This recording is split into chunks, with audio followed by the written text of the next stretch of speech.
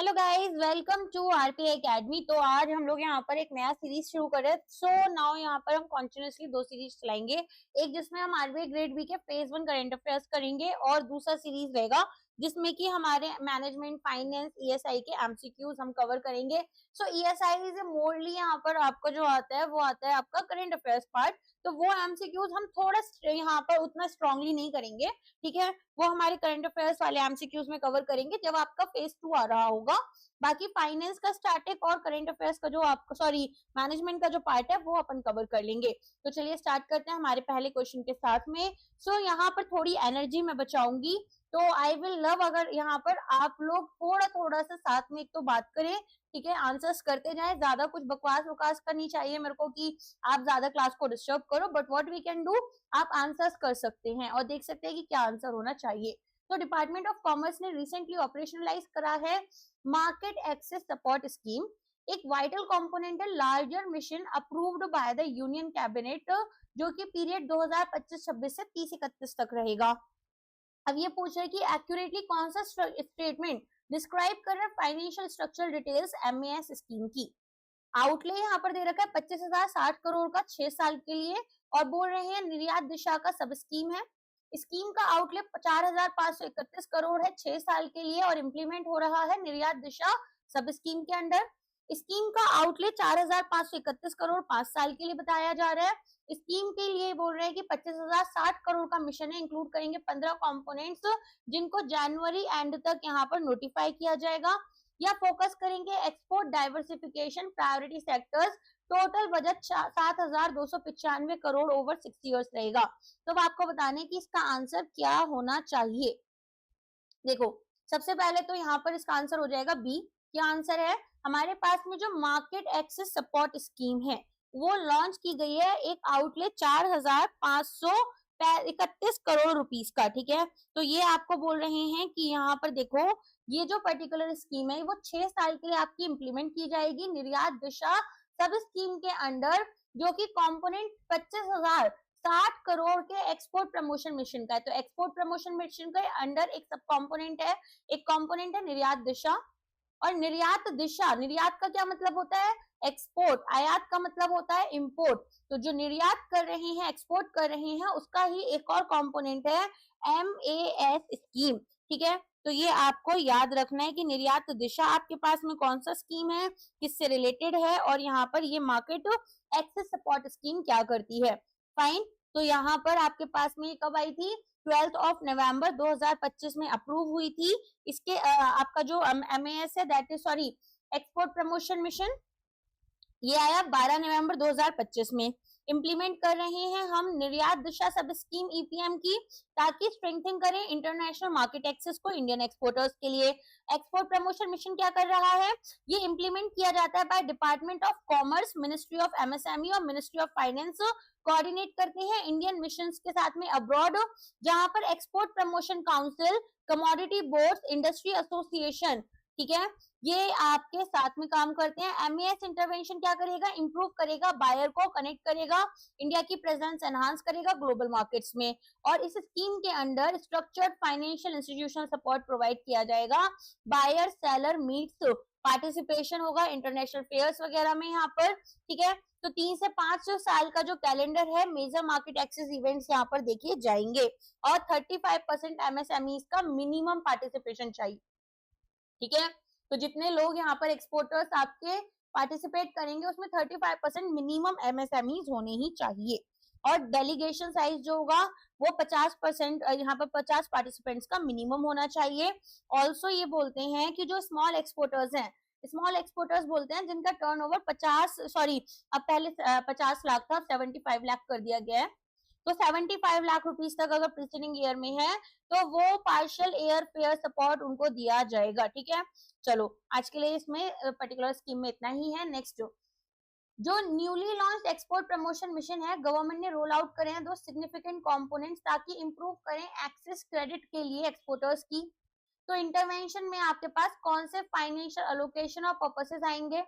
4,531 करोड़ का यहाँ पर इंटरेस्ट सबवेंशन स्कीम है और 2,114 करोड़ का market access support initiative. 5,181 crore का कोलेटरल सपोर्ट स्कीम है, 2,114 करोड़ का इंटरेस्ट इक्वलाइजेशन, 5,181 करोड़ का इंटरेस्ट सबवेंशन स्कीम, 2,114 करोड़ का कोलेटरल सपोर्ट, 7,295 करोड़ का इंटरेस्ट सबवेंशन स्कीम है स्पेसिफिकली फर्स्ट टाइम एक्सपोर्टर्स और एमएसएमईज के लिए, या फिर 25,060 करोड़ का मिशन फोकस कर रहा है कि क्लियर करें अरीराज about 330 crore under the earlier market access initiative. तो क्या आंसर होना चाहिए इसका? अभी हमने देखा था कि 4,531 करोड़ रुपीस का आपके पास क्या था, एमएएस स्कीम था, राइट। अगर बात करें एक्सपोर्ट प्रमोशन मिशन की, तो यहाँ पर आपके पास में 5,181 करोड़ का तो इंटरेस्ट सबवेंशन स्कीम है। इंटरेस्ट सबवेंशन स्कीम में क्या होता है, इंटरेस्ट ना सब्सिडाइज रेट पर प्रोवाइड किया जाता है। तो अगर यहाँ पर एमएसएमई एक्सपोर्ट कर रही है तो और उनको लोन की जरूरत है, तो बैंक से मान लो उन्होंने 9% का लोन उनको पड़ता, लेकिन यहाँ पर 2% हमारे पास में गवर्नमेंट ने बोला कि गवर्नमेंट पे कर देगी, केवल हमें 7% पे करना है। और 2,114 करोड़ का कोलेटरल सपोर्ट है एक्सपोर्ट क्रेडिट के लिए, मतलब एक्सपोर्ट करने के लिए सामान हमें दो तरह के क्रेडिट चाहिए होते हैं। एक तो प्री शिपमेंट, जो कि सामान आपका प्रोक्योरमेंट रॉ मटेरियल की उसकी प्रोसेसिंग, उसको फिनिश गुड्स में जब कन्वर्ट कर रहे हो शिपमेंट से पहले और उसकी पैकेजिंग कर रहे हो। पोस्ट शिपमेंट होता है कि आपने सामान भेज तो दिया है लेकिन अभी पेमेंट आने में थोड़ा टाइम है, तो मीनवाइल आपको पैसे की जरूरत है। तो यहाँ पर 7,295 करोड़ का एक्सपोर्ट सपोर्ट पैकेज है जो कि एड्रेस करेगा ट्रेड फाइनेंस इश्यूज को। Next, interest in subvention scheme जो है एमएसएमई एक्सपोर्टर्स के लिए कौन सी कंडीशंस यहाँ पर मीट करनी चाहिए ताकि उनको सब्सिडी के बेनिफिट्स मिले। तो एक्सपोर्टर्स को फॉर्म करना होगा, यहाँ पर एक्सपोर्टर किसी भी सेक्टर से रिसीव करेंगे सब्सिडी 3.5% की on pre shipment credit only. MSME exporters को एक बेस सब्सिडी मिलेगा 2.75% का pre and post shipment rupee export credit for all tariff lines. Eligible MSME exporters receive करेंगे सब्सिडी 2.75% की रुपी एक्सपोर्ट क्रेडिट। एप्लीकेबल होगा एक पॉजिटिव लिस्टिंग, कवर करेंगे 75% of your tariff lines. Annual benefit यहाँ पर कैप्ड रखा जाएगा, लेट अस कंसीडर कितना बोल रहे हैं, 10 करोड़ पर फर्म, ठीक है, जिसमें की जो रेट्स हैं वो बाई एनुअली मार्च और सितंबर में आपके रिव्यू किए जाएंगे, जब आपका फुल फाइनेंशियल ईयर खत्म होता है और जब हाफ फाइनेंशियल ईयर खत्म होता है। स्कीम ओपन रहेगी टू ऑल एक्सपोर्टर्स, जहां पर maximum subvention limit 50 lakh rupees per year की है। देखो यहाँ पर कुछ टर्म्स हैं, पहले उन टर्म्स को समझते हैं फिर आप स्टेटमेंट्स बताना। तो मैंने आपको प्री शिपमेंट पोस्ट शिपमेंट तो अभी समझाया था, है ना। अगर ये बोल रहे हैं रुपी एक्सपोर्ट क्रेडिट, मतलब आपने जो लोन लिया है वो आपने रुपीज में लिया है, आपने किसी फॉरेन करेंसी में भी ले सकते थे, आपने लिया किस में है, लेकिन आपने लिया है इस लोन को अपना रुपीज में। तो एनुअल बेनिफिट वगैरह ये आपको यहाँ पर बता रहे कि कितना हो सकता है और सबवेंशन आपको टोटल अमाउंट कितना मैक्सिमम मिल सकता है। क्लियर? अब बताओ यहाँ पर क्या आंसर होना चाहिए। देखो सबसे पहले तो यहाँ पर आपका आंसर सी हो जाएगा, interest subvention scheme base subsidy 2.75% की सभी एलिजिबल एमएसएमई एक्सपोर्टर्स को प्री शिपमेंट और पोस्ट शिपमेंट रुपी क्रेडिट एक्सपोर्ट पर प्रोवाइड कर रही है। मतलब फॉरेन करेंसी अगर डॉलर वगैरह में आप लोन ले रहे हो, यूरोस, पाउंड, येन किसी में ले रहे हो, नहीं मिलेगा। एप्लीकेबल है पॉजिटिव लिस्ट। पॉजिटिव लिस्ट क्या है कि आप यहाँ पर कौन कौन से बिजनेसेस कर सकते हो, एक्सपोर्ट कहाँ कहाँ आपका अलाउड है, ठीक है। और यहाँ पर 75% टैरिफ लाइंस का एनुअल बेनिफिट जो आपको मिल सकता है, इसमें जो सब्सिडी आपको मिल रही है वो मैक्सिमम अगर अमाउंट देखे तो 50 लाख रुपीस पर फर्म तक मिल सकती है। क्लियर हो गया? तो ये आपको यहाँ पर याद करना है। तो दो है हमारे पास, एक तो हमारे पास निर्यात दिशा है, एक है निर्यात प्रोत्साहन। निर्यात प्रोत्साहन किससे रिलेटेड है? Financial enablers. फाइनेंशियल अनेबलर्स इसमें क्या करते हैं, यहाँ पर हमारे पास ऑल्टरनेटिव ट्रेड इंस्ट्रूमेंट्स, ठीक है, एक्सपोर्ट फैक्टरिंग कर रहे हैं। फैक्टरिंग सर्विसेज पता है ना क्या होता है कि हमारा जो बिल है, जैसे मान लो यहाँ पर इंपोर्टर ने बोला पेमेंट मैं बाद में करूंगा, बिल साइन कर दे देता हूँ कि हाँ भाई मुझे पेमेंट करनी है, तो एक्सपोर्टर ने इस बिल को सेल कर दिया किसी बैंक या फाइनेंशियल इंस्टीट्यूशन के पास में, उन्होंने 85% अमाउंट तो तभी पे कर दी और रिमेनिंग 15% करेंगे जब इंपोर्टर पेमेंट कर देगा बैंक को। तो ये होता है एक्सपोर्ट फैक्टरिंग, ठीक है। तो यहाँ पर ये क्या करता है, वर्किंग कैपिटल सोल्यूशन प्रोवाइड कर रहे हैं जिसमें कि इंटरेस्ट सबवेंशन 2.75% का फैक्टरिंग कॉस्ट पर लगेगा। और एक्सपोर्ट फैक्टरिंग मैंने आपको बता ही दिया कि क्या होता है, ठीक है, समझ में आ गया ना कैसे है। देखो मान लो एक यहाँ पर हमारे पास बैंक है, बैंक हमारे लिए एक्सपोर्टर के लिए एक फैक्टर की तरह काम करेगा। अब हमारे इंपोर्टर ने सामान तो हमसे ले लिया, बोला बिल मैं आपको ना अभी साइन कर दे देता हूँ, पेमेंट मैं आपको 90 दिन के बाद करूंगा। अब क्योंकि एमएसएमई है, इसको सामान और भी यहाँ पर प्रोडक्शन करना है, पैसे की जरूरत पड़ेगी, तो ये ना अपने बिल्स को बैंक को सेल कर देता है। बैंक इसको, जैसे मान लो बिल का अमाउंट हुआ 1 लाख रुपए का, तो वो 85% रुपीज यहाँ पर दे देगा, दैट इज 85,000 रुपीज दे देगा। 15% देगा जब यहाँ पर 90 दिन कंप्लीट हो जाएंगे, यानी कि ड्यू डेट आएगी आपकी इम्पोर्टर को पेमेंट करने की, तो जब ये पेमेंट कर देंगे तो रिमेनिंग अमाउंट तब पे किया जाएगा। और बैंक यहाँ पर इंटरेस्ट फी जो कट करता है उसको बोलते हैं डिस्काउंट फी, तो वो कट कर ही पैसा देता है। नेक्स्ट क्वेश्चन, ये बहुत इंपॉर्टेंट स्कीम है, हाई चांसेस होते हैं फेज 1 फेज 2 दोनों के लिए, सीजीटी एमएसटी, ठीक है। चलो, तो यहाँ पर अब आपसे क्वेश्चन क्या पूछा गया है वो भी देख लेते हैं। ये बोल रहे हैं गवर्नमेंट इंट्रोड्यूस कर रहे collateral guarantee support export credit partnership कर credit guarantee fund for trust for micro and small enterprises. Specific coverage limit और एक्सपोजर कैप्स आपके क्या रहेंगे अंडर दिस सबवेंशन। सबसे पहले बोल रहे हैं 85% तक का कवरेज रहेगा मीडियम एक्सपोर्टर्स के लिए और 65% का माइक्रो स्मॉल एक्सपोर्टर्स के लिए, जहां पर कैप 10 करोड़ का है। 85% का कवरेज माइक्रो और स्मॉल एक्सपोर्टर्स के लिए और 65% मीडियम एक्सपोर्टर्स के लिए, जहां पर मैक्सिमम एक्सपोजर 10 करोड़ पर एक्सपोर्टर है। फ्लैट 75% का कवरेज बोल रहे हैं सभी एमएसएमई एक्सपोर्टर्स के लिए, जिसमें कि maximum outstanding guaranteed exposure 20,000 crore का है। या फिर यहाँ पर बोल रहे हैं कि 100% गारंटी दी जाएगी एडिशनल लोन फैसिलिटीज की 10 करोड़ तक डायरेक्ट और इनडायरेक्ट एक्सपोर्टर्स के लिए। या फिर यहाँ पर कवरेज रहेगा 85% first time exporters and 65% priority sectors के लिए बिना किसी स्पेसिफिक फाइनेंशियल कैप के। तो अब आपको बताना है यहाँ पर कौन सा स्टेटमेंट आपका करेक्ट होना चाहिए। सबसे पहले सीजीटीएमएससी क्या है, 2000, ठीक है, उसमें एक स्कीम लेकर आते हैं कि जो इंस्टीट्यूशनल क्रेडिट है, मतलब अगर आप बैंक या फाइनेंशियल इंस्टीट्यूशन से लोन ले रहे हो, एमएसएमई के लिए बोला गया, तो अब आपको यहाँ पर कोई भी कोलैटरल प्रोड्यूस करने की जरूरत नहीं है। क्यों? क्योंकि जो गवर्नमेंट है वो यहाँ पर आपके लिए क्या प्रोवाइड करेगी, गारंटीज प्रोवाइड करेगी। तो मिनिस्ट्री एमएसएमई वाली, ठीक है, और सिडबी दोनों मिलकर इसको लेकर आए, जिसमें कि इन्होंने बोला कि जो फंड्स आपके कंट्रीब्यूट किए जाएंगे, अगर गवर्नमेंट ऑफ इंडिया ने एमएसएमई मिनिस्ट्री के अंडर 4 यहाँ पर रुपीज दिए तो सिडबी की तरफ से 1 रुपी जाएगा, 4:1 का रेशियो रहेगा। तो हमारे पास में शेड्यूल्ड कमर्शियल बैंक और रीजनल रूरल बैंक, ठीक है, इसके अलावा national small industries corporation, north eastern development financial corporation, SIDBI, ये सभी आपका क्या कर सकते हैं, इस स्कीम के under collateral free loan provide कर सकते हैं।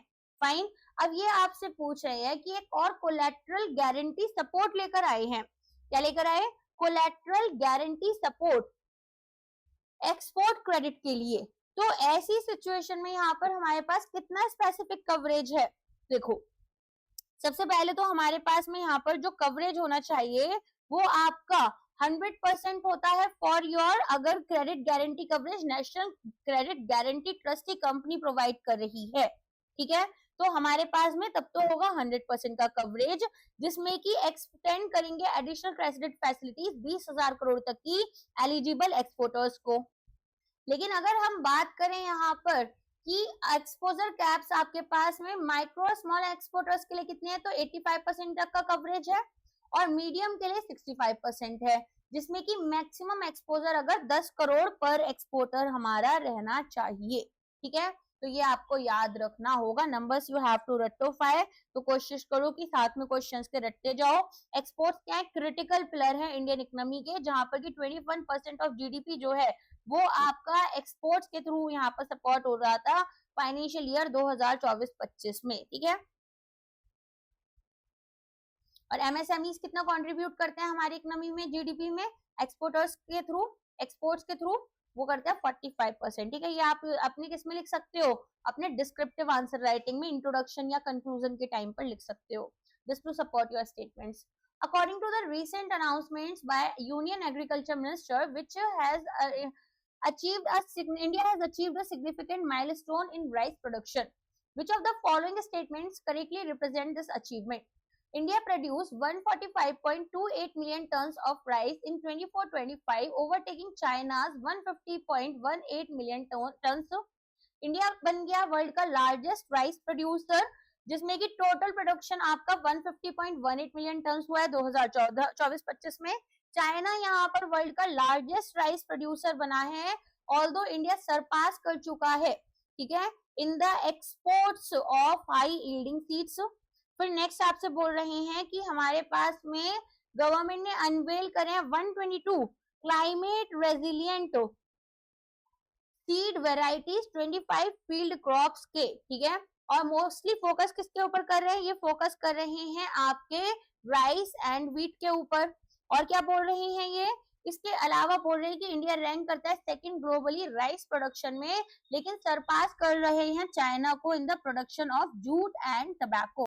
यस, सो यहाँ पर आपका आंसर बी हो जाएगा, ठीक है, इंडिया ने सरपास कर लिया था यहाँ पर चाइना को और वर्ल्ड का लार्जेस्ट राइस प्रोड्यूसर बन गया। टोटल जो प्रोडक्शन है वो 150.18 मिलियन टन हुआ 2024-25 में। फाइन, क्लियर है। और अगर हम देखें चाइना का तो 145.28 मिलियन टन। तो यूजुअली होता है क्या है, आपको ये नंबर दे दिया जाएगा और इससे कंपेयर करना है, तो ऐसा भी बहुत बार हो जाता है। PME drive scheme notified by ministry of, अगर आप नबार्ड की एग्जाम देंगे तो आपको टॉप 3 कंट्रीज एटलीस्ट पता होनी चाहिए। PME drive scheme notified by Ministry of Heavy Industries has recently achieved a major milestone in the e-mobility sector. What is this milestone? अब आपको बताना है कि क्या माइलस्टोन है जो कि इन्होंने यहाँ पर अचीव किया है। पहला बोल रहे हैं कि एक टोटल 2.88 लाख का आपके टू व्हीलर सेल किए गए हैं अहेड ऑफ शेड्यूल, जो कि आपका क्लोजर ऑफ यहाँ पर लेकर आ रहा है इंसेंटिव्स। स्कीम अचीव कर रही है 100% इसका overall target of selling 21.24 lakh EVs by December 2025। फिर बोल रहे हैं कि ई3 व्हीलर्स L5 सेगमेंट अगर हम देखें तो टारगेट 2.88 लाख यूनिट्स का था, जो कि अहेड ऑफ शेड्यूल यहाँ पर इन्होंने अचीव कर लिया। इंसेंटिव्स क्लोज कर रहे हैं आफ्टर 26 दिसंबर 2025। ईवी पेनिट्रेशन अगर ई रिक्शा में देखें सेगमेंट में तो वो 32% हो चुका है, making it a self sustaining ecosystem. Incentive सभी ईवी सेगमेंट्स के अंडर दिस स्कीम कंटिन्यू करेंगे अंटिल 31 मार्च 2026। तो आंसर ऑफ कोर्स यहाँ पर सी हो जाएगा। थर्ड व्हीलर L5 सेगमेंट जो है यहाँ पर आपका टारगेट है 2.88 लाख यूनिट्स का, जो कि हमने अचीव कर लिया है।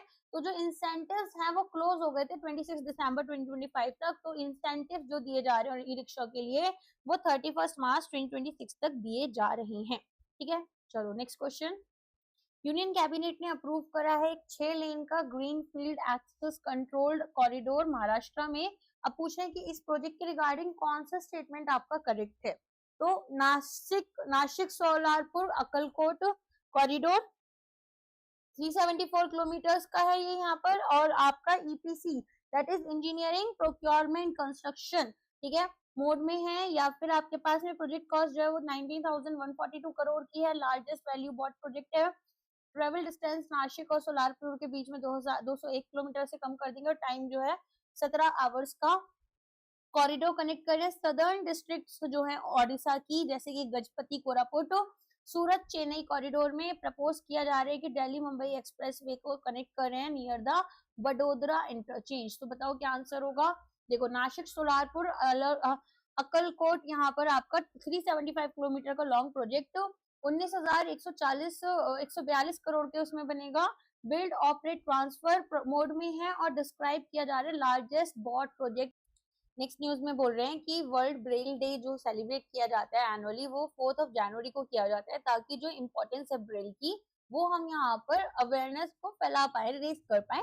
सिग्निफिकेंस क्या है इस डेट की, और कौन सा कैंपेन लॉन्च हुआ था इंडिया में 2026 में 4 जनवरी को। तो देखो ये बोलते हैं कि ये मार्क करता है बर्थ लुइस बैरल का, जो कि मोर बैरल मोर एम्पावरमेंट कैंपेन। अब ये बोल रहे हैं कि डेथ एनिवर्सरी थी इनकी, या फिर ऑफिशियली रिकॉग्नाइज किया गया था bye UN accessible India campaign, हमारे पास में यहाँ पर कैंपेन लॉन्च हुआ है।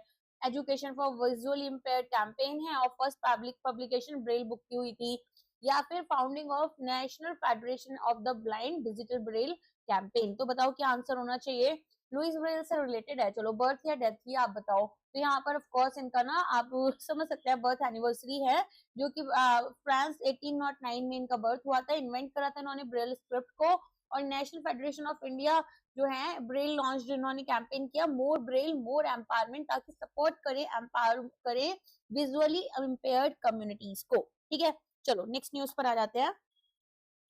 प्रवासी भारतीय दिवस सेलिब्रेट किया जा रहा है बाइनियरली आपका जनवरी 9 ताकि ऑनर करें कंट्रीब्यूशन इंडियन डायस्पोरा का। पूछ रहे हैं कि भाई इसका हिस्टोरिकल सिग्निफिकेंस क्या है। ऑल्सो यहाँ पर 18 पीबीडी कन्वेंशन हेल्ड जो हुआ था 2025 में वो कहाँ हुआ था।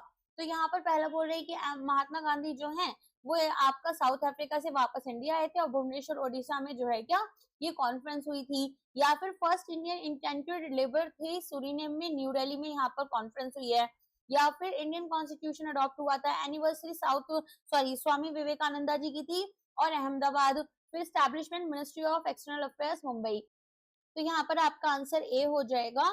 महात्मा गांधी जो है वो वापस आए थे साउथ अफ्रीका से और भुवनेश्वर ओडिशा में जो है 18 पीबीडी हुआ था। तो यहाँ पर बॉन्ड दिखाया गया इंडिया और ओवरसीज सिटीजन्स के बीच में। पीबीडी कन्वेंशन होल्ड हुआ आपका भुवनेश्वर ओडिशा जिसकी थीम थी डायोस्पोरास कंट्रीब्यूशन टू अ विकसित भारत। ओके,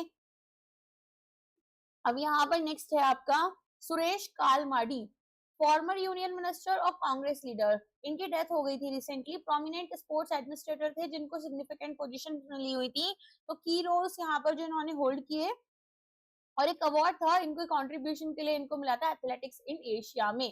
तो ये बोल रहे हैं कि इंडियन ओलंपिक एसोसिएशन 1996 से 2011 या फिर Asian Athletics Association President's award या फिर chairman Commonwealth Games organising committee Olympic Order, president Board of Control for Cricket in India Arjun award, president of Asian Athletics Association Dhyanchand award, secretary of the Sports Authority of India Padma Shri. तो अब आपको बताने की यहाँ पर इसका आंसर क्या होना चाहिए। तो देखो सुरेश कालमाडी जो थे वो प्रोमिनेंट स्पोर्ट्स एडमिनिस्ट्रेटर थे, president of Indian Olympic association रहे 1996 से 2011 तक which is a very long term. Asian athletic association president का अवार्ड मिला था इनको और कंट्रीब्यूशन एथलेटिक्स को एशिया में डेवलप करने के लिए 13 साल के टेन्योर में जो कि 1999 से 2013 तक रहा। टेनिस लेजेंड वीनस विलियम्स को यहाँ पर सुनीता विलियम्स की बहन है वाइल्ड एंट्री बेसिकली रिसीव हुआ into the Australian open 2026 main draw. 45 years की एज में कौन सा रिकॉर्ड इन्होंने सेट किया है कॉम्पीट कर इस टूर्नामेंट में और यहाँ पर जो प्रीवियस रिकॉर्ड था वो किसका था। तो ये सारे स्टेटमेंट्स हैं, एक बार आप खुद से पढ़ लो सारे स्टेटमेंट्स।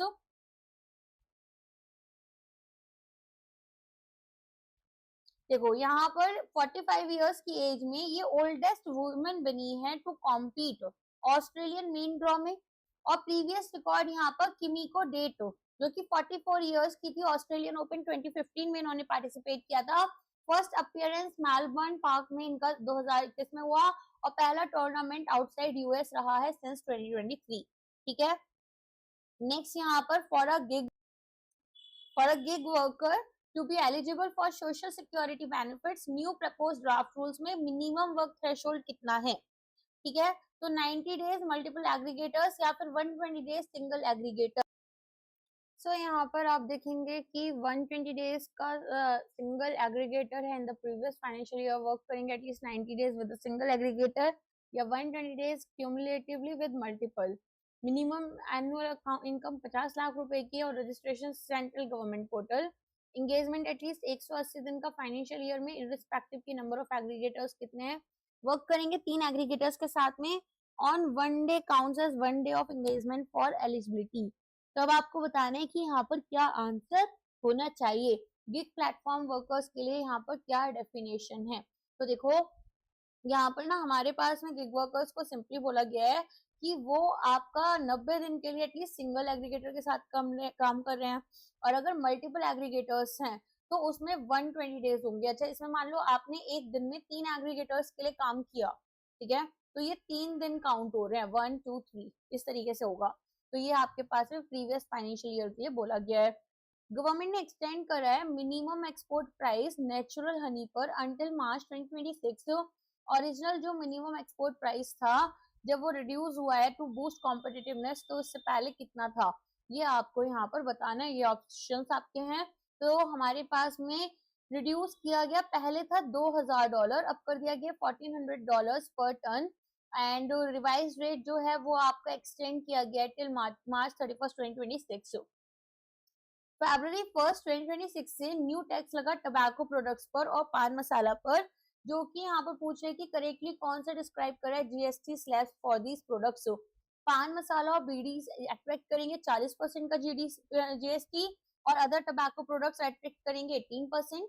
बीडीज को हमने मूव किया है टू द 18% जीएसटी कैटेगरी, और पान मसाला और अदर टबैको प्रोडक्ट्स को 40%। जितने भी टबैको प्रोडक्ट्स हैं सब पर फ्लैट 28% लगेगा जीएसटी। या पान मसाला अट्रैक्ट करेगा 18% जीएसटी, हेल्थ और नेशनल सिक्योरिटी से साथ में। बीडीज अट्रैक्ट करेंगे 40% जीएसटी, इंश्योर करेंगे real price rise faster than income. तो यहाँ पर आंसर आपका बी है। हमारे पास में अब यहाँ पर एक नई कैटेगरी बनाई गई है लग्जरी गुड्स, पान मसाला, सिगरेट्स, टबैको प्रोडक्ट्स के लिए, जहाँ पर 40% का जीएसटी लगेगा। ठीक है, ये क्वेश्चन रिपीट हो रहा है। ओके, एक second, I think by mistake कुछ क्वेश्चंस रिपीट हो गए हैं।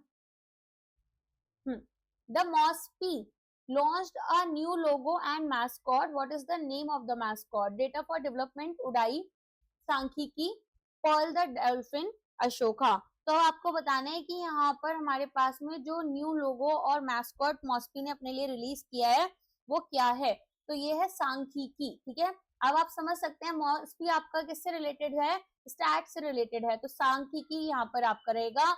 स्टैट्स को सिंपल और सिटीजन फ्रेंडली बनाया जा रहा है। ट्रांसपोर्ट मिनिस्ट्री ने प्रपोज करा है 21 character unique identification number EV batteries के लिए, तो इस नंबर को क्या बुलाया जाएगा और what do the first 5 characters represent? Battery की आईडी, बी पान यहाँ पर बैटरी पैक आधार नंबर, या फिर आपके पास में Aadhaar battery number representing the manufacturing year and month, BPAN represent करेंगे बैटरी कैपेसिटी और वोल्टेज को, EVUIN रिप्रेजेंट करेंगे व्हीकल ओनर डिटेल्स को। तो अब आपको बताने की यहाँ पर क्या आंसर आपका होना चाहिए। तो बैटरी पैक का आधार नंबर जो है वो 21 कैरेक्टर का आईडी है, जिसमें कि 5 जो कैरेक्टर्स होते हैं पहले वो बैटरी मैन्युफैक्चर शो करेंगे, 8 कैरेक्टर्स आपको बैटरी का डिस्क्रिप्शन, और लास्ट 8 जो है वो बैटरी आइडेंटिफायर है। ट्रांसपोर्ट मिनिस्ट्री ने प्रपोज किया है 21 कैरेक्टर का unique identification number EV batteries के लिए, इस नंबर को हम क्या बोलेंगे, और ये जो पहले 5 कैरेक्टर्स हैं वो क्या रिप्रेजेंट करते हैं? बैटरी आईडी रिप्रेजेंट करती है कॉल और सेल ओराइजन and chemistry. BPAN battery pack Aadhaar number represent करता है बैटरी मैन्युफैक्चरर, आधार पर बैटरी नंबर रिप्रेजेंट कर रहे हैं manufacturing year and month. BPAN represent करता है बैटरी कैपेसिटी और वोल्टेज को, या फिर व्हीकल का ओनर डिटेल्स और EVUIN। तो अब आपको बताने की क्या आंसर होना चाहिए। तो अभी हमने देखा था कि यहाँ पर बैटरी मैन्युफैक्चरर और जो उसके पहले 5 कैरेक्टर्स हैं, ठीक है, इसके बाद में हमारे पास में जो नेक्स्ट 8 कैरेक्टर्स हैं वो आपको बैटरी का डिस्क्रिप्शन देंगे, और जो लास्ट 8 है वो बैटरी का आइडेंटिफायर है। ठीक है, चलो। The ministry of rural development launched a digital platform inspired by global practices from Singapore, the UK and the Finland to modernize land administration। इस प्लेटफॉर्म को क्या नाम दिया गया है? लैंड स्टैक, गतिशक्ति, प्रिज्म, निर्यात प्रोत्साहन या डिजी लॉकर? तो ऑफ कोर्स यहाँ पर आंसर लैंड स्टैक पोर्टल हो जाएगा। Integrated GIS based digital platform, single window access देता है लैंड के इंफॉर्मेशन और मॉडर्नाइज करता है लैंड गवर्नेंस को। क्रेडिट गारंटी स्कीम एक्सपोर्टर्स के लिए ऑपरेशनल हुई थी जन समर्थ पोर्टल के through. Total collateral free credit support envisages जो किया गया अंडर दिस स्कीम MSMEs के लिए वो कितना है?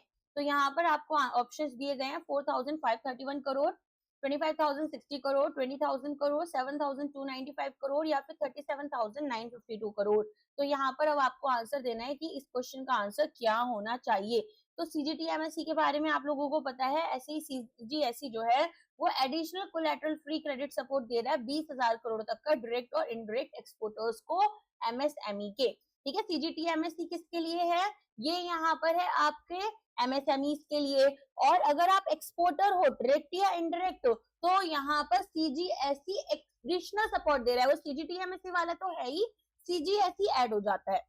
गवर्नमेंट अप्रूव कर रही है nutrient based subsidy. Now this is very important, अगर आपका NABARD के एग्जाम आता है तो उसमें भी इंपॉर्टेंट रहेगा राबी सीजन के लिए, और GE का आपका फर्स्ट जो यहाँ पर फेज 1 रहता है उसमें भी इंपॉर्टेंट है।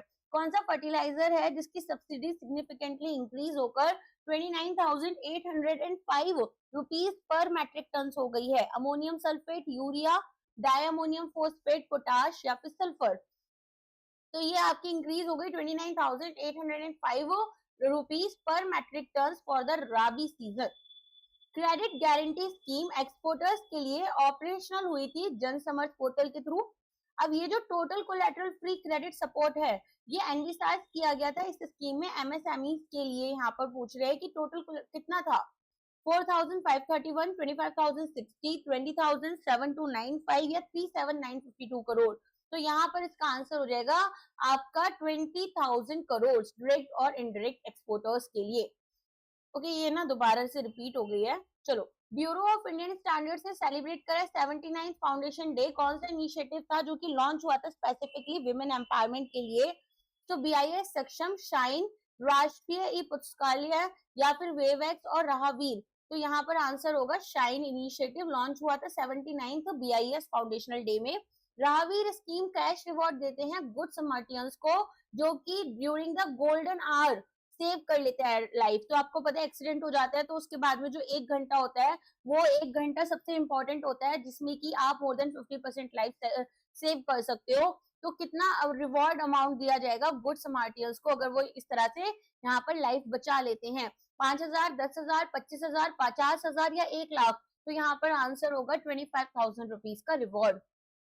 लॉजिस्टिक्स डेटा बैंक ट्रैक करते हैं 100% इंडिया के एग्जिम कंटेनर वॉल्यूम को जो कि ऑपरेट होता है। अब इसको बोल रहे हैं NHAI, NICDC, logistic data service limited, NITI Aayog, India post या मिनिस्ट्री ऑफ कॉमर्स। कौन ऑपरेट कर रहा है लॉजिस्टिक्स डेटा बैंक जो कि एग्जिम कंटेनर वॉल्यूम जो है उसको ट्रैक करता है? तो ये है NLDSL, एक जॉइंट वेंचर है गवर्नमेंट ऑफ इंडिया और NEC कॉर्पोरेशन का। RBI की फाइनेंशियल स्टेबिलिटी रिपोर्ट आई थी, FSR जिसे हम बोल देते हैं शॉर्ट में। इंडिया का हाउस होल्ड डेट कितने परसेंटेज ऑफ GDP यहाँ पर आपका राइज हो चुका है? 38.3, 41.3, 55.5%, 28.6 या फिर 21? तो यहाँ पर आंसर हो जाएगा 41.3% ऑफ GDP बाय मार्च 2025। यहाँ पर 5 इयर्स का जो एवरेज था 38.3 था, उससे बढ़कर 41.3 हो गया है। अच्छा, अभी ना एग्जाम में क्या होता है, बहुत बार ये पर्टिकुलर स्टेटमेंट दे देते हैं और ये आंसर करनी होती है, ठीक है। सो ऐसा नहीं है जरूरी कि यहाँ पर मेन ही क्वेश्चन पूछा जाएगा, थोड़ा सा कंपैरिजन वगैरह भी याद कर रखना, बिकॉज जब पहली बार इस तरह से एग्जाम में होना शुरू हुआ था तो आई थिंक नाबार्ड ने ये प्रैक्टिस शुरू की थी कि आपको ना मेन जो लाइन होती थी वो तो क्वेश्चन में दे देते थे, उसके बाद में जो पूरी न्यूज होती थी उसके ऊपर क्वेश्चन बेस्ड होता था बाकी जगह पर। तो इस तरह से ना फिर ये पैटर्न फॉलो किया गया तो नाबार्ड में पहली बार हुआ था। एनीवेज, तो वो याद रखना कि किस तरह के क्वेश्चंस आपको आ जाते हैं। RBI ने मॉनेटरी पेनल्टीज लगाई बैंक के ऊपर करेंट ईयर 2025 में, ठीक है। तो यहाँ पर कौन से बैंक को सबसे ज्यादा पेनल्टी फेस करनी पड़ी? स्टेट बैंक, जना small finance bank, Jammu and Kashmir, HSBC या केनरा बैंक? तो यहाँ पर इसका आंसर है जम्मू एंड कश्मीर बैंक को, जिसके ऊपर 3.31 करोड़ का मल्टीपल वायलेशन के लिए यहाँ पर क्या लगा, पेनल्टी लगा। 19 करोड़ प्लस जो है टोटल अमाउंट यहाँ पर आपको एज अदर बैंक्स जितने भी टोटल था पेनल्टी वो इन्होंने पे किया है। इसके अलावा जो लास्ट ईयर था वो 31 के अराउंड था। In terms of selling stress loans to asset reconstruction companies, कौन सा बैंक है जो कि इस ट्रेंड को लीड कर रहा है? Public sector bank, small finance bank, foreign bank, payment bank, regional rural bank को?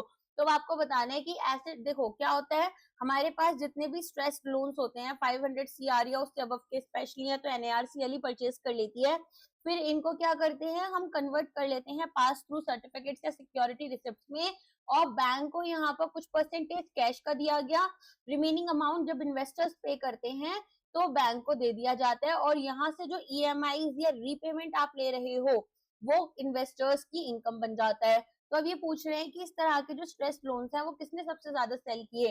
फॉरेन बैंक्स ने, ठीक है। यहाँ पर 55% जो उनके प्रायर ईयर का ग्रॉस नॉन परफॉर्मिंग एसेट था वो ARCs को सेल किया गया।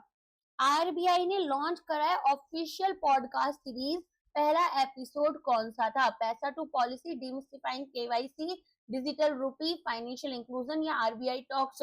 तो यहाँ पर पॉडकास्ट का नाम RBI टॉक्स है। जो आपके पास पहला पॉडकास्ट का एपिसोड था वो था पैसा to policy, sorry RBI talks Paisa to policy यहाँ पर टाइटल है, और पहला एपिसोड था demystifying KYC। I am really sorry for the answer. चलो नेक्स्ट क्वेश्चन है, 9 जनवरी 2026 से RBI मैनेज करेगी बैंकिंग ऑपरेशंस को और यहाँ पर public debt of which government, थोड़ा नंबरिंग में इशू है, just forget about the numbering, okay. तो यहाँ पर government of NCT, Jammu and Kashmir, Goa, Telangana, Odisha. अब आपको बताना है कि यहाँ पर कौन सा आंसर करेक्ट होगा। देखो हमारे पास में अभी एनसीटी की जो बेसिकली गवर्नमेंट ऑफ दिल्ली जो है उन्होंने एग्रीमेंट साइन किया है। तो जब अगर कोई भी public debt office central government का है, ठीक है, तो वो तो बाय लॉ हमारे आरबीआई को मैनेज करना ही है, क्योंकि आरबीआई कौन है, आरबीआई बैंकर है टू द बैंक, है ना, and to the government, right.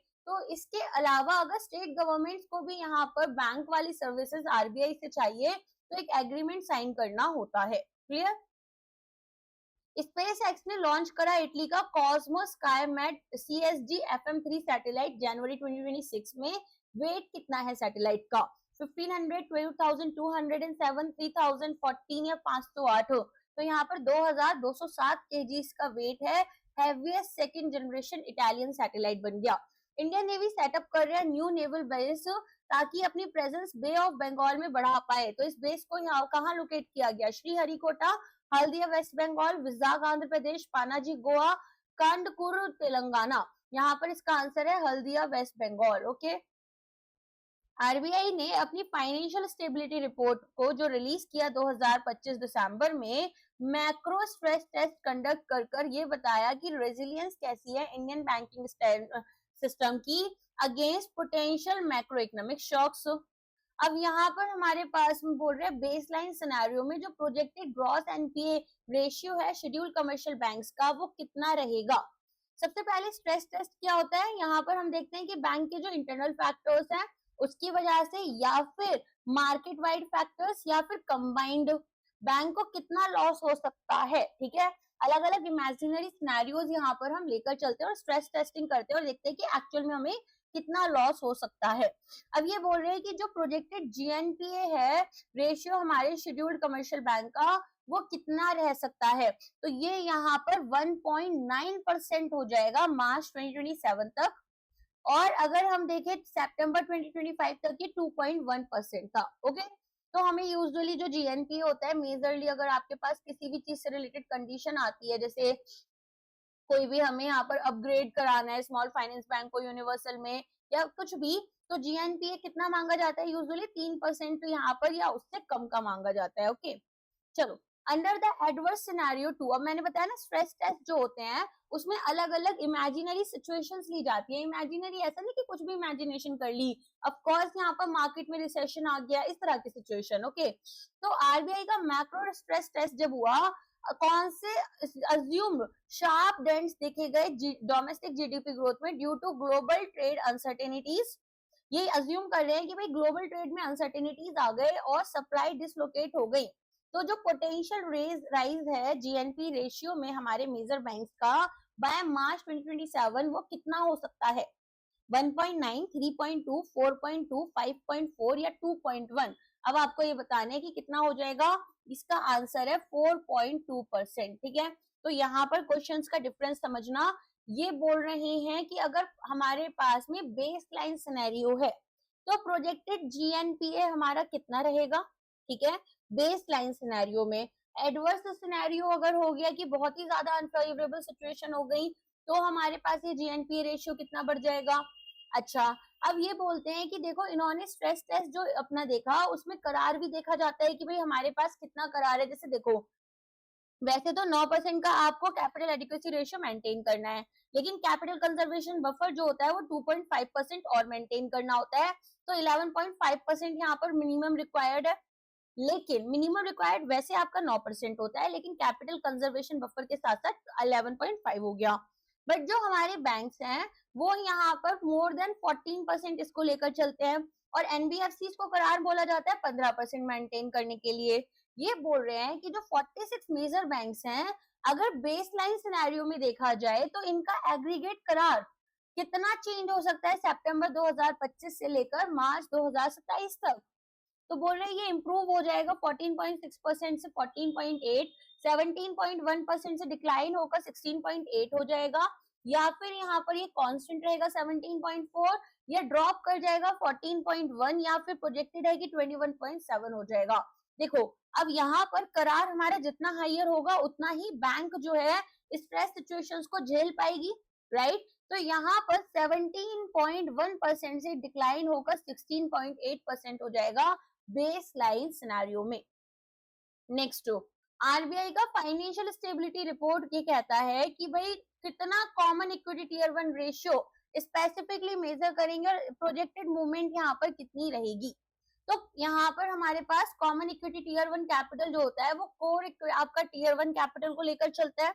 अब ये बोल रहे हैं कि वो कितना होना चाहिए, तो लेंडर का कोर कैपिटल अगेंस्ट इस रिस्क वेटेड एसेट्स कैसे निकालता है ना, यहाँ पर कोर इक्विटी कैपिटल आपका जैसे कि बैंक के पास में पेड अप कैपिटल कितना है, स्टैट्यूटरी रिजर्व्स वगैरह वो सारी चीजें हम लेकर चलते हैं अपॉन यहाँ पर हमारे total risk weighted assets, market risk, credit risk, operational risk नहीं आता, एक बार रिस्क मैनेजमेंट का चैप्टर देख लेना, मैंने आपकी आरबीआई के सिलेबस में भी कवर करा हुआ है। तो हमारे पास में आरबीआई रिवील करती है कि जो मार्जिनली इंक्रीज हुआ 14.6% से 14.8% हो जाएगा बाय मार्च 2027।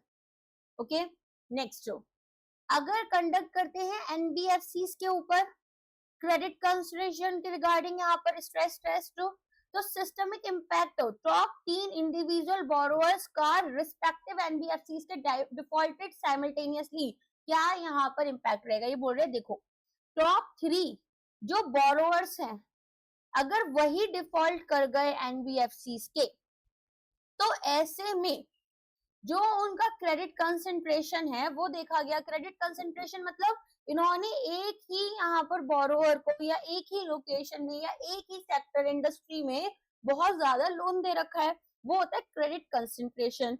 उसके अकॉर्डिंग अगर ये 3 ही बोरोअर्स डिफॉल्ट कर गए तो एनबीएफसी के ऊपर क्या सिस्टमिक इम्पैक्ट, यहाँ पर एनबीएफसी की वजह से क्या सिस्टमिक इम्पैक्ट रहेगा, मतलब ओवरऑल इकोनॉमी के ऊपर। सो हमारे पास में ये बोलते हैं कि जो सिस्टम लेवल करार है वो 223 बीपीएस से नीचे गिर जाएगा, मतलब 2.23%। 223 बीपीएस बेसिस पॉइंट्स का मतलब होता है आपके पास में 2.23%, ठीक है, बेसिस पॉइंट्स। अब ये बोलते हैं कि जो 9 एनबीएफसीज हैं वो ब्रीच कर देंगे रेगुलेटरी मिनिमम करार जो 15% का रिक्वायर्ड है।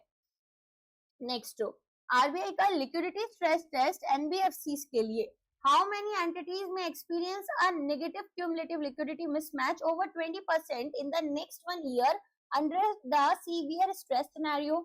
ये बोल रहे हैं कि देखो आरबीआई का अगर लिक्विडिटी स्ट्रेस टेस्ट किया जाए, लिक्विडिटी स्ट्रेस टेस्ट मतलब देखो हम ही बैंक्स को बोला जाता है लिक्विडिटी कवरेज रेशियो के अंडर कि आपका जो नेट कैश आउटफ्लो है, ठीक है, जो यहाँ पर पैसा आपको चाहिए नेक्स्ट 30 डेज में उतना अमाउंट आपके पास में होना चाहिए, ठीक है। तो आपके पास कैश या कैश इक्विवेलेंट तो कितने हैं, तो यहाँ पर स्टॉक ऑफ एचक्यूएलए बोला जाता है उसको, stock of high quality liquid assets upon net cash outflow in next 30 days. अब नेट कैश आउटफ्लो क्या होगा, जो कैश आप इनफ्लो यहाँ पर दैट इज इनकम आप रिसीव करोगे माइनस कैश आउटफ्लो। अब कुछ लोग कहेंगे इनफ्लो का मतलब केवल इनकम नहीं है, बोरोइंग्स भी होती हैं, बट हम यहाँ पर इनकम और एक्सपेंस ही लेके चल रहे हैं, तो हमारे पास में अब इसे निकालना होता है। तो ये बोल रहे हैं कि कितनी एंटिटीज हैं जिनके पास में क्यूमुलेटिव लिक्विडिटी मिसमैच यहाँ पर 20% का नेक्स्ट 1 ईयर में सीवियर स्ट्रेस सिनेरियो से नेगेटिव में चला जाएगा, 3, 4, 7, 9 या 11। तो देखो negative cumulative liquidity mismatch, liquidity mismatch मतलब मेरे पास में एसेट्स जो यहाँ पर हैं, जो लोन्स की रीपेमेंट आएंगी वो कम है, और जो लाइबिलिटीज है बैंक की, मतलब जो बैंक के पास डिपॉजिट विड्रॉल या फिर यहाँ पर जो बोरोइंग्स हैं वो ज्यादा उनको रीपे करनी है, तो ऐसे में ये जो गैप है ये नेगेटिव हो गया। सो ऐसा ये बोल रहे हैं कि 7 हमारे सीवियर स्ट्रेस सिनेरियोज में जाएंगे, ठीक है, 4 मीडियम में और 3 अंडर बेसलाइन। फाइन, चलो नेक्स्ट जाते हैं। आरबीआई की रिपोर्ट ने एक स्पेसिफिक ट्रेंड दिखाया क्रेडिट ग्रोथ में एनबीएफसी के एज ऑफ सितंबर 2025। कौन से फैक्टर्स प्राइमरली ड्राइव कर रहे हैं 21.3% year on year aggregate credit growth. Sharp rise micro finance and self help group loans में एक्सपेंड कर जाएगा बाय 50%। कन्वर्जन होगा 2 हाउसिंग फाइनेंस कंपनीज का इनटू अपर लेयर एनएफबीएफसी। एक मैसिव इन्फ्लक्स हो रहा है एफडीआई का मिड लेयर एनबीएफसी सेगमेंट में। Implementation 1 lakh crore RDI fund का डीप टेक इंफ्रा में जाएगा। रिडक्शन होगा रिस्क वेट का एग्रीकल्चर लोन्स टू 0%। देखो जो क्रेडिट ग्रोथ है एनबीएफसीज की वो 21.3% है। क्रेडिट ग्रोथ मतलब जो लोन्स ये दे रहे हैं, ठीक है। अब ये बोलते हैं कि ऐसा हो रहा है क्योंकि 2 हाउसिंग फाइनेंस कंपनीज जो है वो अपर लेयर एनबीएफसीज में मार्च और जून में कन्वर्ट हो जाएंगी। नेक्स्ट न्यूज आपके पास क्वेश्चन है, आरबीआई ने वार्न करा है कुछ बैंक्स को कि उनको टैप इन करना पड़ेगा कैपिटल कंजर्वेशन बफर में, जो मैंने आपको बताया ना 2.5% वाला जो है, बेसिकली अब उसको यूज करने के लिए बोल रहे हैं कि थोड़ा सा अगर ज्यादा स्ट्रेस सिचुएशन आ जाती है तो उसको शायद यूज करने का भी समय आ गया है। सो ये आपके लिए करंट रेगुलेटरी लेवल जो है सीसीबी की वो पूछ रहे हैं। तो जैसा मैंने आपको बताया यहाँ पर 2.5% हमें रखना होता है रिस्क वेटेड एसेट्स का, और ये CET1 कैपिटल से बनाया जाता है, ठीक है। तो ये भी आपको याद रखना है, जैसे टीयर 1 कैपिटल होती है और इसमें होता है CET1 capital plus additional tier 1 capital, ठीक है। तो यहाँ पर ये जो CET1 कैपिटल है ये आपको मेंटेन करनी होगी। टोटल टीयर 1 हमें कैपिटल कितना चाहिए होता है 7%, इसमें 5.5% जो होगा वो आपका CET1 होगा। इसके अलावा भी 2.5% आपको इसे अलग से मेंटेन करनी है बफर के लिए। सीवियर स्ट्रेस सिनेरियो में जहां पर शार्प स्लो डाउन होते हैं जीडीपी में और एक हमारे पास में जो पॉलिसी रेट्स हैं अगर वो टाइटन हो रहे हैं, तो ड्रॉ ये पूछ रहे हैं कि आरबीआई इंडिकेट करे कि कितने शेड्यूल्ड कमर्शियल बैंक्स जो हैं उनको ड्रॉ डाउन करने होंगे अपने कैपिटल कंजर्वेशन बफर्स को अनलेस स्टेक होल्डर्स इंफ्यूज कर रहे हैं कैपिटल को 2, 3, 4, 7 या 9। तो यहाँ पर हमारे पास में 4 बैंक्स हैं जिनको कैपिटल कंजर्वेशन बफर जो है वो यूज करना पड़ सकता है। नेक्स्ट न्यूज, आरबीआई के फाइनेंशियल स्टेबिलिटी रिपोर्ट में कुछ कंसर्न्स आए हैं, जैसे कि देखा जाएगा फ्रेश स्लिपेज देखा जाएगा स्पेसिफिक लैंडिंग सेगमेंट में, पर्टिकुलरली प्राइवेट सेक्टर बैंक्स जो हैं ये पूछे कि कौन सा सेगमेंट है जो कि इस ट्रेंड को विटनेस कर रहा है, कॉर्पोरेट इंफ्रास्ट्रक्चर लोन्स या फिर आपके पास में secured housing loan senior citizen के लिए, अनसिक्योर्ड रिटेल लोन्स, या फिर हमारे पास में यहाँ पर gold loans across all banking categories या priority sector lending to the agriculture sector. अब आपको बताना है कि इसका आंसर क्या होना चाहिए। देखो यहाँ पर हमारे पास में प्राइवेट सेक्टर बैंक्स जो हैं हायर फ्रेश स्लिपेज देखेंगे अनसिक्योर्ड रिटेल लोन जैसे पर्सनल लोन्स होते हैं, और जो राइट ऑफ है सेगमेंट में वो अभी एलिवेटेड रहेगा, ऐसा बोलना है आरबीआई के फाइनेंशियल स्टेबिलिटी रिपोर्ट का। According to RBI, there has been a shift in the funding composition of banks over the past year. Following statements में से कौन सा स्टेटमेंट एक्यूरेटली डिस्क्राइब कर रहा है इस शिफ्ट को? हाउसहोल्ड डिपॉजिट्स जो है सर्च कर चुके हैं और प्राइमरी सोर्स बने हैं फ्रेश इक्विटी का, इक्विटी कैपिटल स्ट्रॉन्गर सोर्स बन गया फंड्स का एज हाउसहोल्ड डिपॉजिट्स डिक्लाइन हो रहे हैं। बैंक्स अब 100% मार्केट बोरोइंग्स के ऊपर रिलाई करने लग गए स्टेट डेवलपमेंट लोन्स के थ्रू, या फिर क्रेडिट टू डिपॉजिट रेशियो हमारा मल्टी ईयर लो 41.3% हो गया। फॉरेन बैंक्स प्रोवाइड कर रहे हैं 55% टोटल लिक्विडिटी थ्रू एआरसीज। तो यहाँ पर फंडिंग कॉम्पोजिशन के ऊपर पूछा गया क्वेश्चन। तो इक्विटी कैपिटल जो है वो पेड अप इक्विटी कैपिटल जो होती है emerging strong source of fund आया है। हाउसहोल्ड डिपॉजिट जो हैं वो हमारे यहाँ पर as primary funding source decline कर रहे हैं। क्रेडिट टू डिपॉजिट रेशियो के ऊपर क्वेश्चन है कि यहाँ पर जो इंडियन बैंकिंग सिस्टम है इसका 78.9% हो गया था ये सितंबर 2025 में। प्राइमरी ड्राइवर इस इंक्रीज का अकॉर्डिंग टू आरबीआई क्या है? इंटरेस्ट रेट जो ऑफर किए जा रहे हैं 1 ईयर फिक्स डिपॉजिट्स में उसमें 50% का इंक्रीमेंट, सब्स्टिट्यूशन फंडिंग का डिपॉजिट से इंक्रीज कैपिटल इक्विटी कैपिटल में है, sharp decline gross NPA assets में हमारा 1.8% है, मैंडेटरी रिक्वायरमेंट बैंक का यहाँ पर टू सेल 35.9% बैड लोन्स का एआरसीज में, inclusion of wages in the calculation of total loan disbursement. अब आपको बताना है आंसर क्या होगा। तो सीडी रेशियो में जो इंक्रीमेंट हुआ है वो 78.9%, driven by the substitution of funding from deposits. Household debt India में रिपोर्ट कर रहे हैं डेट जो है वो 41.3% ऑफ जीडीपी था बाय मार्च 2025। अब यहाँ पर ये बोल रहे हैं कि ये जो फिगर है वो सिग्निफिकेंट है, क्यों? लोएस्ट लेवल रिकॉर्ड किया गया लास्ट 5 इयर्स में, exactly half of the global average है ये 82.6%, above the first 5 year average है 38.3%, ट्रिगर कर रहे हैं मैंडेटरी 22% प्राइस कट सभी कंज्यूमर गुड्स का, प्राइमरली ड्रिवन है बाय हाउसिंग लोन्स जो कि अकाउंट करता है फॉर 55.5% ऑफ द टोटल। अब आपको बताना है आंसर क्या होगा। इंडिया का जो हाउस होल्ड डेट है वो 41.3% of GDP end of March में हो गया था, जो कि 5 ईयर एवरेज 38.3 से काफी अबव है। हाउस होल्ड बोरोइंग्स इंडिया में कौन सा स्पेसिफिक कैटेगरी का जो लोन है वो largest individual portion of consumption purpose borrowing दिखा रहा है 22.3%। हाउसिंग, एग्री, पर्सनल, एजुकेशन या बिजनेस लोन्स, तो यहाँ पर जो पर्सनल लोन्स है जिसको लोग यहाँ पर टूरिज्म के लिए या फिर आपने देखा होगा फाइनेंशियली कुछ इश्यूज आ रहे हैं तो यूज करते हैं, वो 22.3% यहाँ पर कंजम्पशन पर्पस लोन का आपका फॉर्म करता है। इसीलिए आरबीआई ने भी इसके लिए बोला था कि भाई थोड़ा कम देना शुरू करो लोन्स, क्योंकि ये अनसिक्योर्ड होते हैं नेचर में, मीनिंग कोई कोलैटरल अटैच नहीं होता, ऑल्दो यहाँ पर इंटरेस्ट रेट्स हाइयर मिलते हैं बैंक को। ठीक है, नेक्स्ट क्वेश्चन है टोटल हाउस होल्ड बोरोइंग में एज ऑफ मार्च 2025 कौन सा डिस्ट्रीब्यूशन करेक्ट है। Personal loan, housing loan, business loan. Housing loan का 28 point, agri and business loan का मिलकर 16.1, कंजम्पशन पर्पस लोन दे रखा है आपको 55.5, gold loan 35.9, others unsecured loan 78.9, CD ratio loans 22.3, capital conservation buffer 2.5, state run bank loans 12.5, private sector 35 point या foreign banks 55.5%। तो यहाँ पर आपका आंसर है हाउसिंग लोन है 28.6%। ठीक है, of house hold borrowings. Agriculture और बिजनेस लोन्स मिलकर 16.1% फॉर्म कर रहे हैं।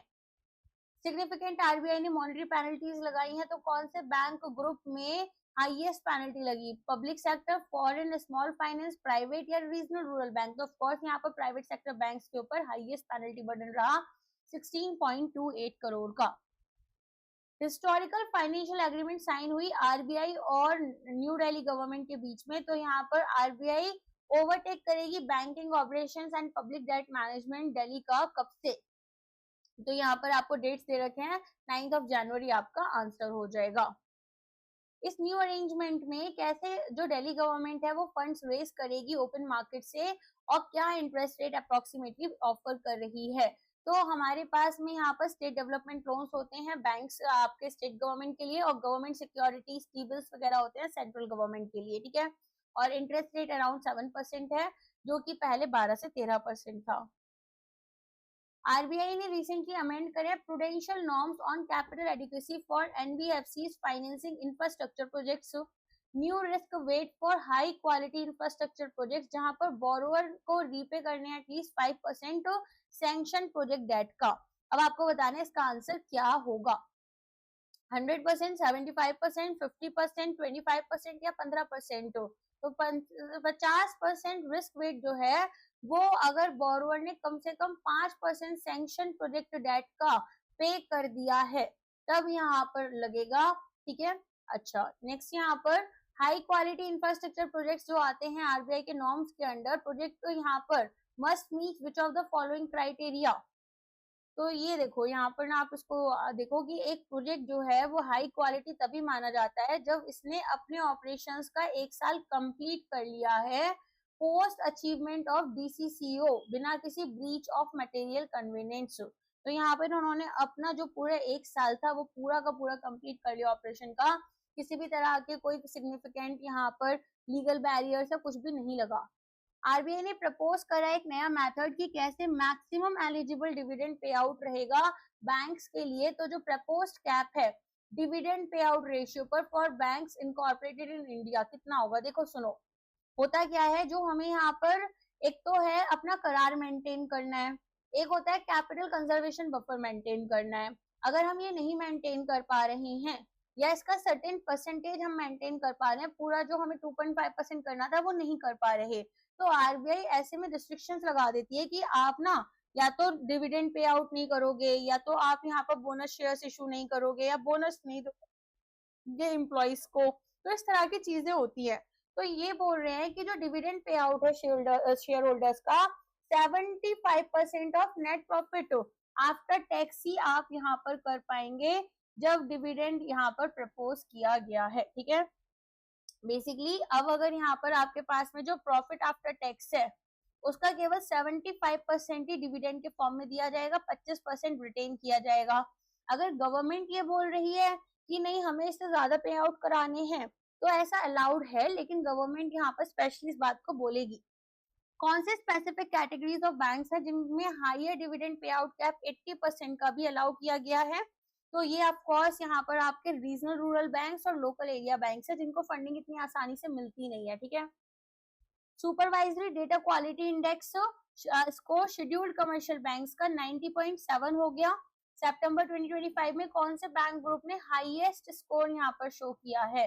Public sector, private, foreign, small finance या फिर पेमेंट? तो ऑफ कोर्स यहाँ पर हमारे पास में स्मॉल फाइनेंस बैंक्स जो हैं इनका 91.5 रहा। फिर उसके बाद में प्राइवेट सेक्टर बैंक का, इसके बाद में आपके पास में स्कोर आया प्राइवेट का और देन आया फॉरेन बैंक्स का, ठीक है। पेमेंट बैंक का स्कोर काफी खराब है, 89.9 है, ठीक है। 90 प्लस स्कोर जो भी होता है वो अच्छा स्कोर, हाई स्कोर माना जाता है। आरबीआई का क्लासिफिकेशन है एसडीक्यूआई का, तो अगर 70 से कम का स्कोर है तो क्या होगा? Major concerns, good, acceptable, improvement चाहिए, एक्सीलेंट हो, तो यहाँ पर मेजर कंसर्न्स, ठीक है। अगर 90 से अच्छा है तो गुड स्कोर, 80 से 90 है तो एक्सेप्टेबल, 70 से 80 है तो इम्प्रूवमेंट की जरूरत होगी। Interest rate for the floating rate saving bonds 2020 taxable for the period January 1 से June 30 2026 ये हमारे 8.05% किए गए हैं। कितना रेट स्पेसिफिकली डिटरमिन्ड है?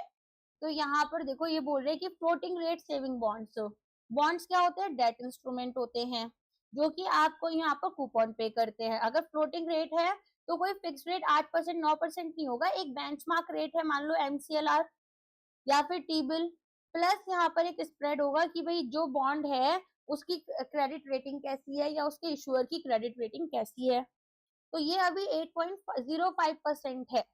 तो ये बोल रहे हैं कि ये यहाँ पर हमारा किसके अकॉर्डिंग देखा गया है? तो ये आपके पास में 35 basis points above the national saving certificate interest rate है। तो यहाँ पर ना क्वेश्चन ये है कि जो बेंचमार्क रेट है वो क्या है? तो national saving certificate interest rate जो है वो बेंचमार्क रेट है और उसके अकॉर्डिंग 0.35% यहाँ पर एक्स्ट्रा स्प्रेड लग रहा है, इसको बोलते हैं स्प्रेड, ठीक है। तो मान लो ये 10% होता तो ये 10.35% हमें इंटरेस्ट मिल रहा है। अब यहाँ पर हमारे पास 8.305 है तो ये 7% 7.70 है और 0.35 तो हमारा 8.05 हो गया। समझ में आ गया ये किस तरह से होते हैं। नेक्स्ट न्यूज आपकी सेबी के मर्चेंट बैंक के से जो रिलेटेड न्यू नॉर्म्स है तो दो कैटेगरीज में कर दिए। पहले 4 कैटेगरीज में मर्चेंट बैंकर्स क्लासिफाइड होते थे, तो बोल रहे हैं एक मिनिमम रेवेन्यू रिक्वायर्ड है जो कि असेस होगा अप्रैल 1 2029 से। तो रिक्वायर्ड रेवेन्यू ओवर 3 इयर्स कितना होगा? 5 करोड़, 10 करोड़, 25, 50 या 20,000 करोड़? तो यहाँ पर हमारे पास में 3 साल में जो रिक्वायर्ड रेवेन्यू है वो इनका 25 करोड़ होना चाहिए कैटेगरी 1 और 5 करोड़ होना चाहिए कैटेगरी 2 के लिए। फिर total underwriting obligation merchant banker की इसके लिक्विड नेटवर्थ से कितना ज्यादा नहीं होना चाहिए। लिक्विड नेटवर्थ मतलब जिसको आप आसानी से कैश में कन्वर्ट कर सकते हो। कुछ पैसा है जो कि आप आसानी से कन्वर्ट नहीं कर सकते हो। 5 टाइम्स, 10 टाइम्स, 20, 50, 100, 20 टाइम्स यहाँ पर आप कर सकते हैं, ठीक है। तो हमारे पास जो टोटल अंडरराइटिंग ऑब्लिगेशन है, अंडरराइटिंग ऑब्लिगेशन क्या है? मर्चेंट बैंकर ने हेल्प करा आईपीओ को, यहाँ पर आईपीओ के थ्रू फंड रेज करने में किसी कंपनी को।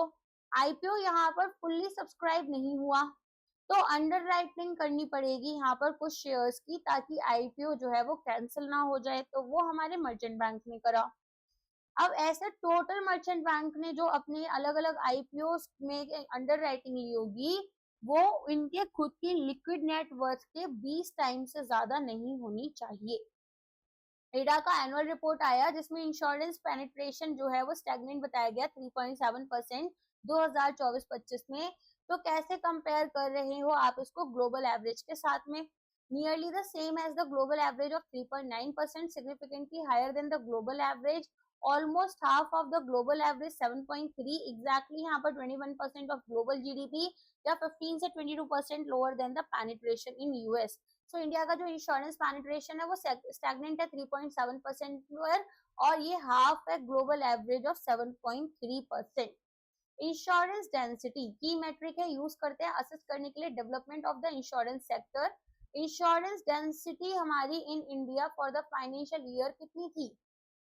25, 72, 95, 97 या $943? तो यहाँ पर आंसर होगा $97 जो कि पहले 95 थी, ठीक है।